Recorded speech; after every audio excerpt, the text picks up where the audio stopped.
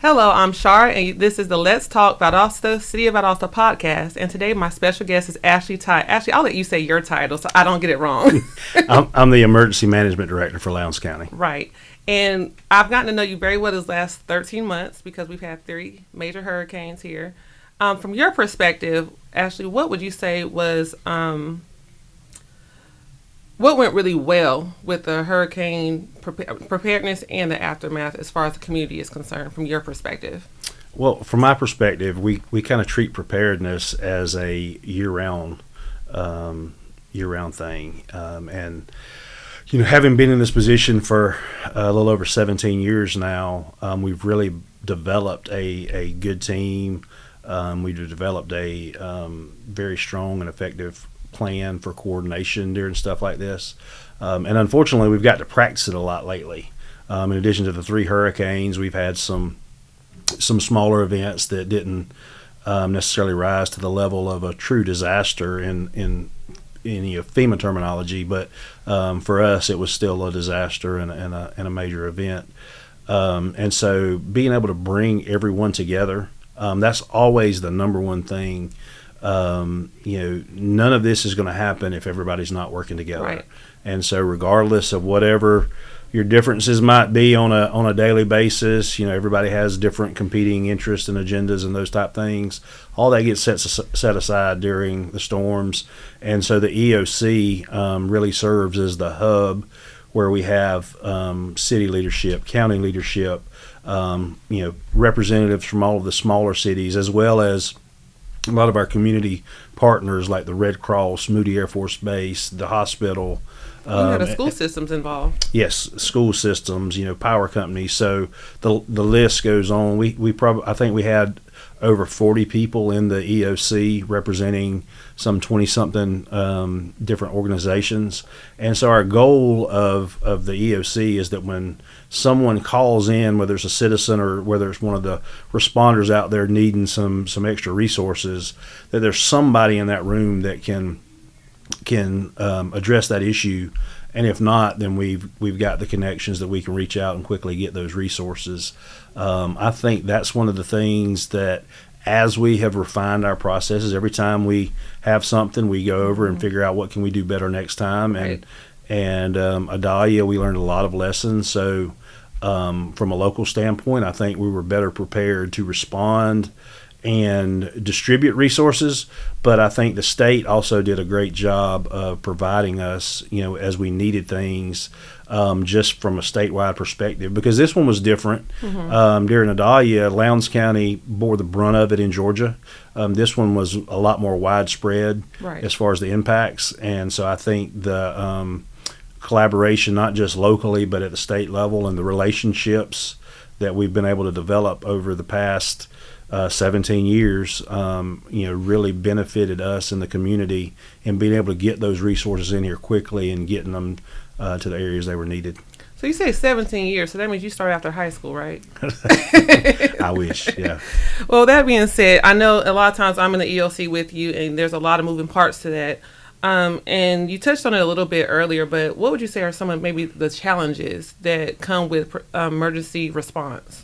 Well, anytime you have that many people in a room together, there's going to be challenges. Right. And the biggest challenge is, we have a finite amount of resources, and usually the needs, at least initially, the needs outweigh the availability of the resources. So figuring out how to pool all of our resources together and use them in the most effective way possible, most efficient way. Ultimately, it's about doing the greatest good for the greatest number of people. And then there's always something that comes up. You can plan for a lot of things, but there's always every disaster. Something. There's going to be something that comes up that you're like, wow, I never thought that I would have to deal with that. And so we had that, I think this time with the sandbags became a big issue this time. That's right. And again, sandbagging, was a big issue. And, I think the biggest challenge was that there were a lot of people that didn't I've heard this before the storm. I heard many people say, "Oh, this one's not going to be that bad." Right. And so the biggest challenge was messaging to people for them to take it serious, because ultimately it all starts at home. Right. And so having that personal preparedness, take that personal responsibility, and having people prepared so hopefully they don't need us, because during the storm, when there's hurricane force winds, it's just not safe for responders to be out there. Now, they were, because that's what they do, Right. But it really put them in a lot of danger out there, having to respond to calls where people needed something, and there are things, medical emergencies, that just can't, there's nothing you can do about. Right. But having the public, work on, next time, if we could all be a little better prepared, and then once the winds die down, then we can assess the damage and come back together and figure out how to move forward from there. And speaking of that, there's one thing I remember during my first hurricane experience with you, and I worked very closely to your PIO, Megan Barwick. And, like you said, there's a lot of people don't take it that seriously, but one thing you said, it sticks out to me every time we have a major hurricane, it's better to be over-prepared than not prepared at all. And so with that being said, do you still see people not adhering to taking it seriously? I think there's always going to be that. Okay. So our goal is to reach as many people as we can. One of the challenges is just in the day and age we live, there's so many sources of information. Right. So on a daily basis, we try to do things like this so that people maybe will recognize us as a trusted source of information. And when we pass along what the Weather Service is sharing, the National Hurricane Center, because, a week out from the storm, once it forms, Right. My office, we're having daily conversations with the Weather Service experts to give us the most accurate information. And like I say, there's lots of, you've got all the local media, the Weather Channel, all of those places, and even a lot of these amateur meteorologists that have blogs and things, and it can sometimes get confusing. Right. And so you hear one thing and then you hear something else, and so I think that contributes some. So we would just encourage people to follow EMA Lounge on Facebook, and take the information that we put out. I'm always going to err on the side of caution. Right. And our motto is, and it's a cliche, but you prepare for the worst and you hope for the best. Right. And that's what we do. So, we look at it as when the storm comes, a lot of times we're sitting there waiting on the storm because we've done everything we possibly can to prepare, and we're hoping that it's not as bad as it's going to be.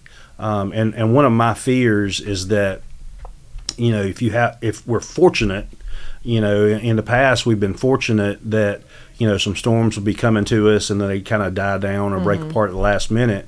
And I think that contributed to some of the complacency, because people are just used to, oh, well, it never hits us. Right. And then when it does, it caught some people off guard, because they were like, well, this one's gonna turn, or this one's gonna die down before it gets here. And We heard that a lot. Unfortunately, it didn't. Right. And so we, as the local governments, as EMA, as all the first responders and our partners, we never take that approach. We always prepare as it's going to be the worst we've ever seen, and then if it's not as bad, then we're thankful. Right. But we were prepared, and hopefully the citizens will appreciate that. Maybe we did over prepare, as some people might say, but when something like Idalia or Helene happens, you're glad we went to those extra steps, because that time we were ready, and it didn't catch us off guard. And you mentioned this, you touched on this a little bit, because one thing that we go over in the EOC a lot is the importance of communication. Mm-hmm. And like you said, there's a lot of people, everybody wants to be in front of it and tell the story and say it, even if it's not always accurate. But this time around, what strategies do you feel were most effective in putting that information out to the public or reaching the public? I think it was just the constant communication, because what we found is if you don't tell the story, then somebody else is Right. going to. in the absence of information, people are gonna get their information from somewhere, and we want to make sure they're getting accurate information because the misinformation. It's such a big thing that FEMA actually has a whole webpage dedicated to dispelling common Right. FEMA rumors. They have a rumor page. Rumor page. Yep. We might need to get that for the city. And unfortunately, the hard part is once a rumor gets out there, It's hard to fix. it's hard to get it back because now people have, okay, well, I heard this, and I can't tell you how many times somebody would come to me, in a store or at church or somebody and said, well, I heard, and I'm like, no, that's not accurate. I don't know where you heard that from, but and a lot of times it's people well-meaning, but that also creates, some unnecessary fear. anxiety. Right. And so I want people to take it serious, but I also don't want people to be over anxious and I want them to feel safe and so when we spread those rumors, so I always tell people, tell first responders all the time, if you hear something, then you need to check with somebody before you share it. Right. It's kind of like the old gossip game where you start at one side of the room and you say something. By the time you get around to the other side of the room, it's something totally different story. and we see that a lot. I mean, that's a real thing, and so we really struggle to just constantly. People might think that we're bombarding them with information, but we just want to make sure that they're getting all the information they need. And my philosophy is I try to answer the questions before they ask them. Right. Just get ahead of the We questions. try to anticipate what their needs are going to be. And with that being said, one thing we know about our community, we have a wonderful community that loves to help. One thing I've noticed since living in Valdosta is that when there's a major situation going on, we all come together. Like you said, different backgrounds, different entities. What would you say are some of the lessons that you may have learned from, let's say, the resource distribution? Because everyone wants to give something, everyone wants to know where to donate things to. What would you say were some of those lessons that we've learned or can take back from this last hurricane? So when I feel like we were better prepared during Adalia, we ran 2 pods. This time we were able to run 4, push out a lot more resources, and I feel like things ran a lot smoother. But it takes a lot of volunteers. Right. So those that so if you're not affected, obviously we're not going to ask somebody who has lost everything or has significant damage. But if you're able, sign up to volunteer. Get with one of the local nonprofits and say, hey, if this ever happened again, I would love to volunteer. Even some of the groups that come in, they have volunteer opportunities. Maybe you can go to another community and pay it forward. But the biggest thing is people are well-meaning, but we try to figure out what is it that people need, Right. and not stockpile. A bunch of unnecessary. So like clothes everybody wants to donate clothes, but most people don't go out and buy new clothes. They go in their closet and figure out, hey, what are some things? Right. Well, then you need to find a way to clean them, and it may not be the right size. So we end up with a lot of clothes that we've got to find somewhere to store. But the intention is good. The intention is good, right. yes. But, a lot of times finding out, and this time has been really good. People have called before they just bring stuff. What is it that you need? And we can say, well, this is what we're getting a lot of requests for. And honestly, the easiest and best thing, if somebody wanted to donate, rather than going out and spending some money, is just go out and get a gift card to walk to a local store.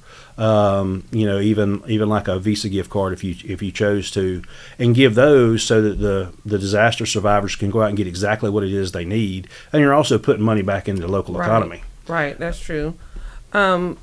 What are some of the key items or things that residents or citizens can take back from this last hurricane, as far as the EOC and everything that you and your team did to support and supply information and resources?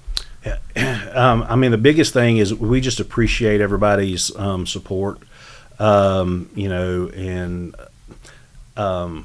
we would ask, people to, when we push something out, put a request, it's not that we're trying to create more of a burden. Like Right. our number one priority is always life safety, saving lives, and then saving property, and then stabilizing the incident. Those are all the classes and training we go through. Those are the three top priorities.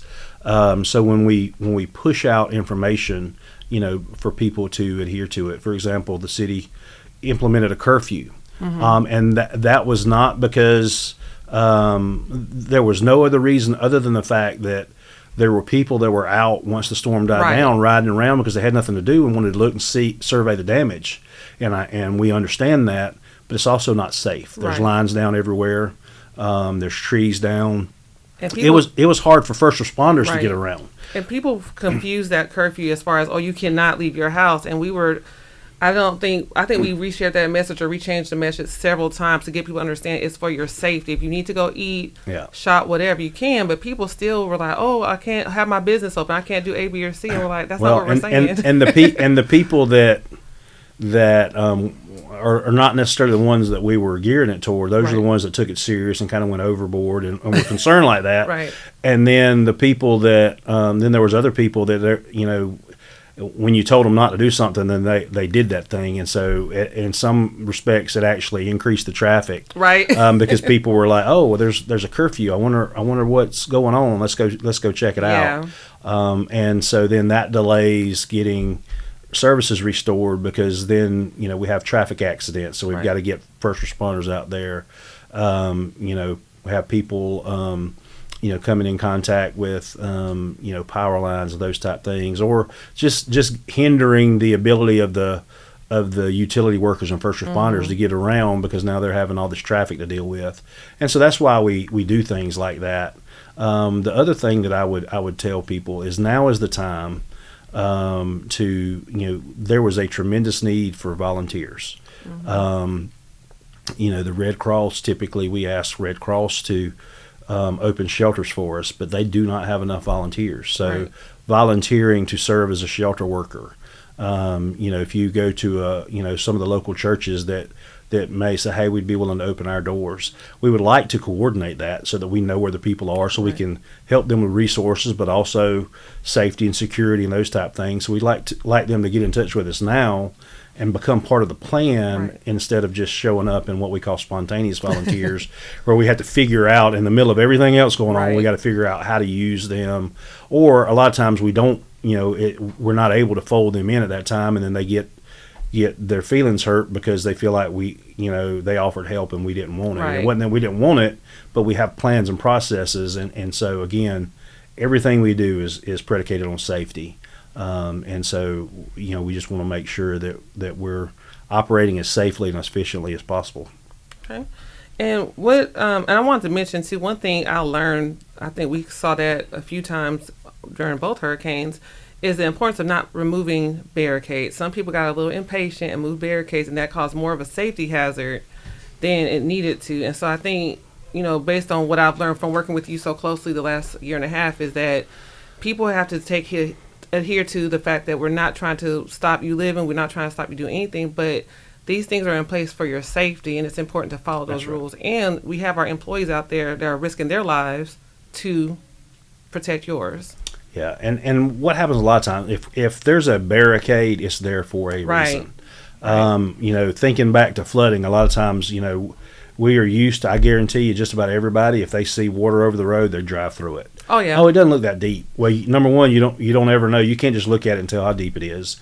And you don't know the condition of the road. I mean, you think back to Hurricane Idalia and River Street. Oh, yeah. On the surface, it looked fine, but underneath, the road was getting undermined, and then thankfully nobody was driving over it when the road collapsed. Right. But had that been in the middle of the night and somebody drives past a barricade, you're not going to see it until you're down in that hole. And it's too late by that point. That's right. So again, if there's a barricade up, it's up for a reason. It's not just there to be an inconvenience for you. And so you would help us. Because again, when you drive through it, either you remove that safety net for the person behind you, because now they're not going to realize that there's danger ahead, or you create another problem, and so now we've got to stop, we've got to stop what we're doing and come respond to your emergency. Maybe you had an accident. Now we've got to get you to the hospital, Right. and you're using all these resources that could have been used to start the recovery process. Well, Ashley, I know we could talk all day because I love hearing your insight on a lot of this stuff. But how can people reach you if they have more questions or need more resources? So the easiest thing is to just call the office. Obviously, the phones are pretty busy right now, but our number is 229-671-2790. They could also go to the website, get my email address. You're always welcome to shoot us an email.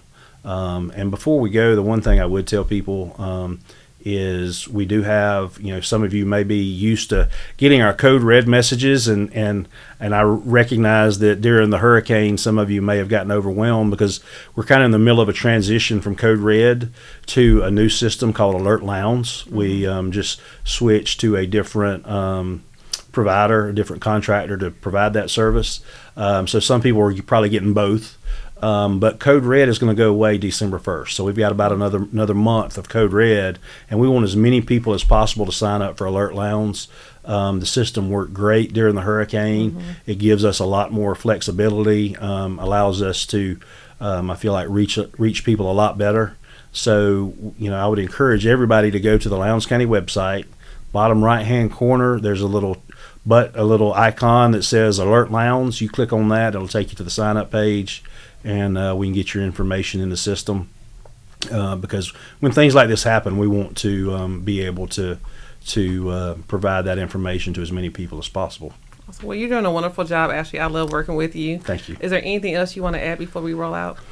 I think. Any last words? No. I think that's good. Thank you for having me. I appreciate and I enjoy working with y'all too. Well, I appreciate the partnership that we have, and we couldn't get the message out to the public without the work that y'all do. Thank you. Well, thank you. And that's it for our Let's Talk Valdosta, See Valdosta podcast. Thank you so much. Thanks.